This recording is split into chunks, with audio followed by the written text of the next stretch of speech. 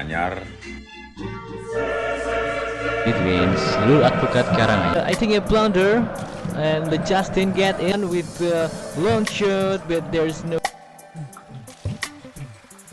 pilpres nih. Tapi sebetulnya substansinya di situ ada juga. Di bidang hukum khususnya.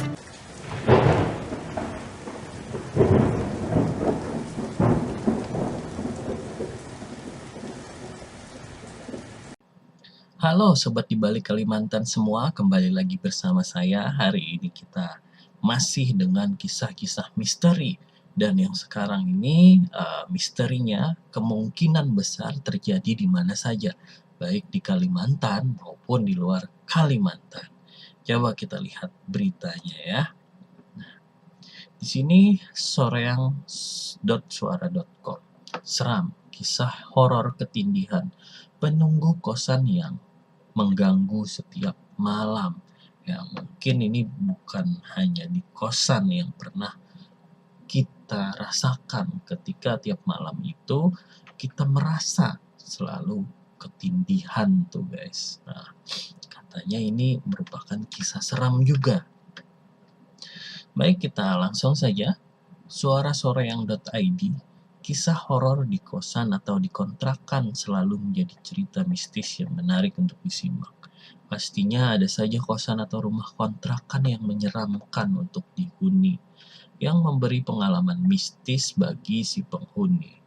Seperti cerita horor kali ini menceritakan misteri pengalaman seseorang yang telah menghuni kosan horor. Jadi siapa saja kalian nih para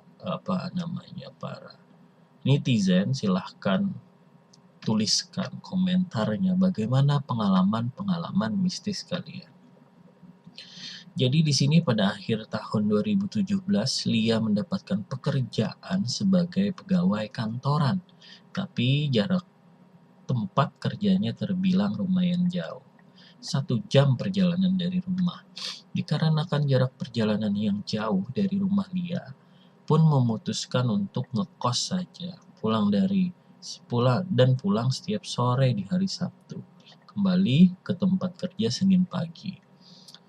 Melansir di laman Twitter @Sylvie yang menceritakan kisah mistis pada masa lampau yang dialami oleh kakaknya bernama Lia. Pertama kali kerja, Lia cukup sulit menemukan kosan yang cocok sampai berkali-kali pindah.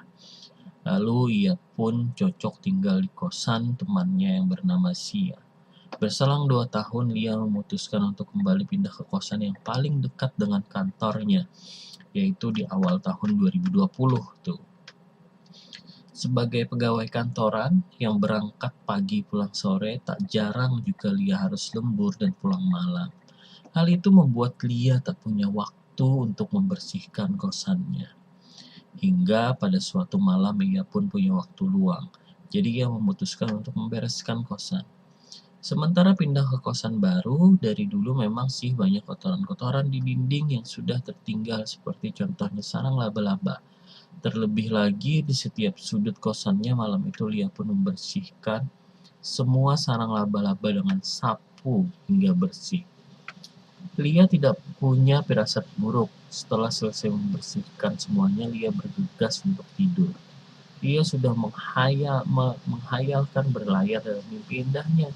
Nyatanya kebalikannya, bukan mimpi indah yang dia dapatkan. Lia ketindihan diganggu sosok wanita penghuni kosan. Sosok itu memarahi Lia terus karena ada sesuatu yang Lia lakukan, dan sosok tersebut tidak terima. Kenapa kamu buang? Itu rumahku, katanya. Sosok tersebut marah-marah dan terus mengganggu Lia selama beberapa hari ke depan, sehingga membuat Lia tidak bisa tidur nyenyak.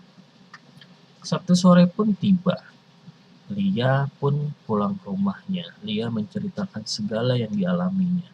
Bahkan Lia sempat hampir sakit karena kurang tidur beberapa hari belakangan akibat ulah gangguan sosok wanita itu. Lia masih bingung apa yang ia lakukan hingga membuat penghuni kosan marah. Ketika mendengar cerita Lia, ibunya langsung berpikir bahwa Yang membuat sosok itu marah adalah akibat Lia membersihkan sarang laba-laba di kosannya. Sebelum dia ganggu kamu ngapain Lia? Gak ada buang barang di kosan? Gak ada bu, dia cuma bersihin sarang laba-laba doang. Kotor banget soalnya, tanya. Namun mungkin itu Lia, rumah dia salah satu sarang laba-laba yang kamu bersihkan. Lia mendengarnya hanya diam, termenung beberapa saat, hingga dia seperti mengingat sesuatu. Oh iya, Bu, aku ingat pas dia marah-marah, dia beberapa kali nunjuk ke arah satu sudut atap sambil bilang, itu rumahku. Kenapa kamu buang? Gitu. Nah itu dia marah. Mengapa pula kamu buang rumahnya? Jawab ibu. Lia nggak tahu bu, lagian kotor banget dalam rumah kan, memang nggak boleh ada sarang laba-laba. Bener juga kata si Lia ini, iya. Kemudian Lia pun kembali mengingat salah satu penghuni kosan sebelum Lia datang dan menempati kosan itu. Oh iya bu, Lia juga baru tahu ternyata alasan Bu Erna pindah dari kosan yang Lia tempati sekarang. Bu Erna teman sekantor Lia itu sudah lebih dulu menempati kamar kosan itu. Tapi Bu Erna hanya bertahan 1 bulan. Katanya kosannya kotor. Tiap hari banyak sekali kotoran tikus di tiap sudut ruang kosan. Padahal sudah dibelikan penangkap tikus, racun tikus, tapi tidak ada tikus yang mati ataupun terperangkap. Yang anehnya, dia sudah lama tinggal di kosan belum pernah melihat tikus kotor sama sekali. Hal itu pun membuat Lia sadar bahwa tikus itu mungkin saja adalah sejenis dari sosok yang sama yang suka mengganggunya. Akhirnya, setelah Lia tahu apa alasan membuat penghuni kosan marah, Lia pun meminta maaf kepada sosok wanita itu dan meminta agar tidak mengganggunya lagi. Berbulan-bulan dari kejadian itu pun telah berlalu. Sosok itu akhirnya tidak pernah mengganggu Lia lagi. Pada awal tahun 2022, Lia pun memutuskan untuk kembali pindah kosan.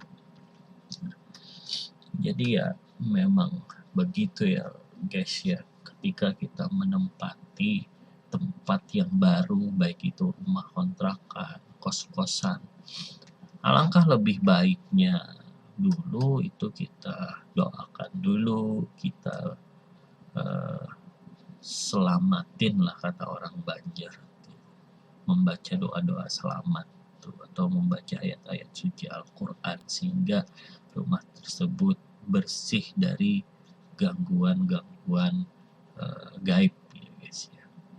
Oke, baik itu saja cerita kita hari ini. Sampai jumpa lagi di cerita berikutnya. Jangan lupa like, comment, dan subscribe ya guys.